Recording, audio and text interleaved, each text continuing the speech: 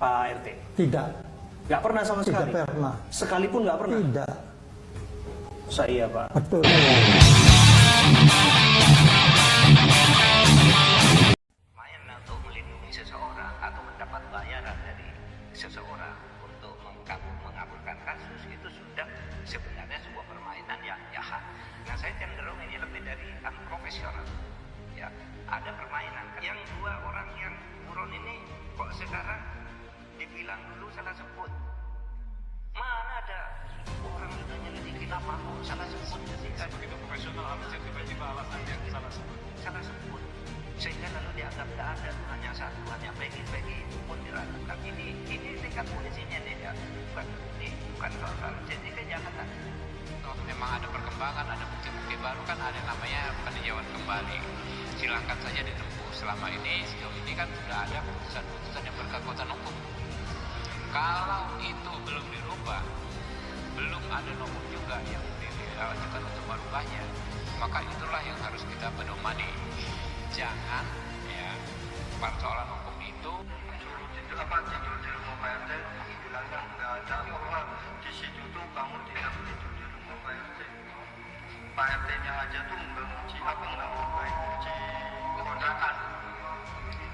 jadi sebenarnya ada tekanan untuk berkata sebaliknya. Pada saat yang menjadi krusial nih Mbak Rita, menjadi krusial adalah mereka bercerita bahwa tahun 2016 ketika mereka memberikan kesaksian di pengadilan dan di BAP, ya kan, mereka saat datang kepada kami mengatakan bahwa saat itu mereka mengatakan tidak benar.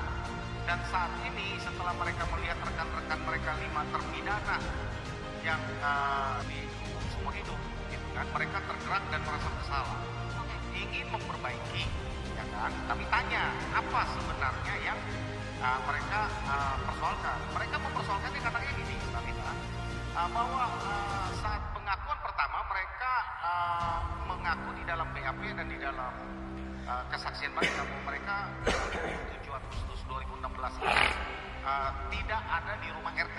Padahal sebenarnya mereka itu bersepuluh ada di rumah Pak RT dari pukul 19 sampai pagi. Siapa aja 10 itu? 10 itu adalah 5 terpidana yang sudah divonis umur hidup. 4 saksi ini ya, Teguh, Sarifudin, Okta dan Raffi, ya kan? Dan satu lagi anak Pak RT.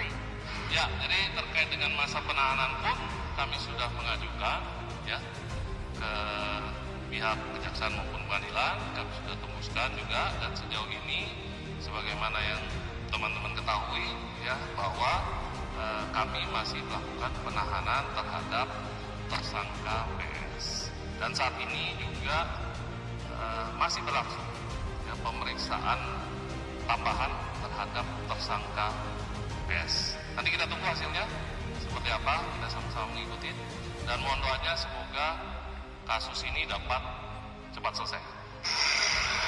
Supaya membongkar tuntas itu, supaya jangan ada kecurigaan dari masyarakat, apalagi viral. Ada indikasi lagi bukan orang yang ditangkap, bukan orang yang melakukan.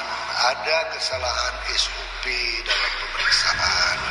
Dalam keadaan kondisi seperti ini, polisi harus betul-betul bergerak keras, cepat mengungkap kasus ini supaya jangan liar nanti hipotesis yang terjadi di masyarakat, kecurigaan terjadi.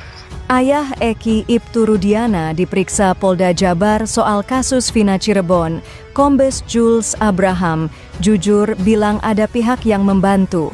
Kabid Humas Polda Jabar, Kombes Jules Abraham membenarkan pihaknya telah memeriksa ayah Eki Ibtu Rudiana terkait kasus pembunuhan Vina di Cirebon 2016 silam. Dia mengungkapkan terdapat pihak-pihak yang membantu memeriksa Ibtu Rudiana.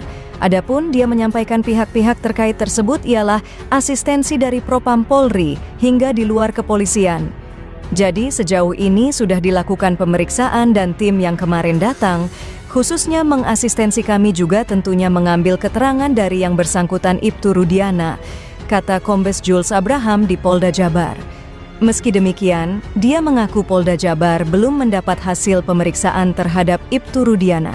Dia menegaskan bahwa hasil pemeriksaan tersebut akan diungkap ke publik setelah selesai dianalisis. Ya, tentu kita tidak tahu hasilnya seperti apa. Nah, nanti kita tunggu seperti apa hasil pemeriksaan yang sudah dilakukan, tambahnya. Sementara itu, Propam Polri pun diketahui telah memeriksa Ibtu Rudiana. Hal itu disampaikan Kombes Jules Abraham saat menjelaskan soal tim yang menangani kasus tersebut. Sebagaimana saya sampaikan bahwa minggu kemarin kami kedatangan tim internal dan juga eksternal.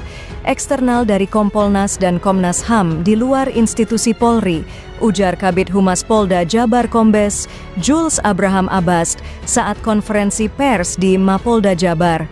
Bukan hanya itu, Polda Jabar juga kedatangan dari pihak Inspektorat Pengawasan Umum Kepolisian Negara Republik Indonesia, Itwasum, dan Propam Mabes Polri.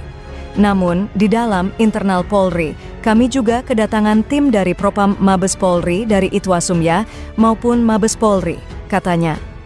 Alasan kedua pihak internal dan eksternal mendatangi Polda Jabar tersebut bukan hanya sekedar berkunjung, tapi juga untuk memastikan perkara penyidikan kasus pembunuhan Vina dan Eki di Cirebon yang